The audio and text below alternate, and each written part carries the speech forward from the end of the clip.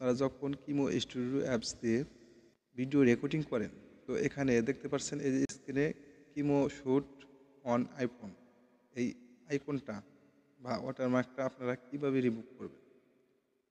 তো এই ওয়াটারমার্কটা রিমুভ করবেন এবং আপনাদের যদি এই কিমো স্টুডিও অ্যাপস দিয়ে ভিডিও রেকর্ডিং করার সময় ছবিটা উল্টা আসে, পিছনের ব্যাকগ্রাউন্ডটা আর উল্টা আসে বা মিরর অপশন আসে ছবিটা, কিভাবে আপনারা রিমুভ করবেন, এটা সলভ করবেন, তো আজকের ভিডিও থেকে জানতে পারেন।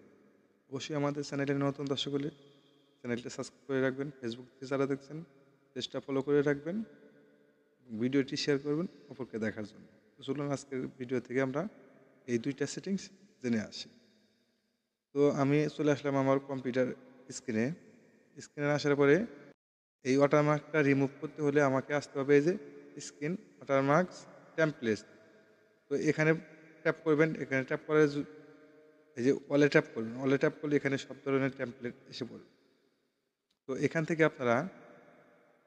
থেকে যে কোনো টেমপ্লেট আপনারা ব্যবহার করতে পারবেন। এই যে দেখতে পাচ্ছেন এখানে আপনার ছবি লাগাতে পারবেন, আপনার চ্যানেলের নাম, ইমেল অ্যাড্রেস, সবগুলা ডিটেলস এখানে দিতে পারবেন।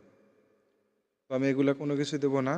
তো আমি এই যে এটা দেওয়ার পরে দেখবেন আমার ওয়াটারমার্কটা একদম চলে গেছে। তো এটা গেল প্রথম স্টেপ। তো দ্বিতীয় স্টেপ হলো আমার এখানে মিরর অপশন আসে। মিরর অপশন আসলে কি করবেন, এই যে এখানে আপনারা একদম নিচে আসবেন, নিচে আসার পরে এই যে দেখতে পাচ্ছেন এখানে এই দুইটা লিপসটা আইকন।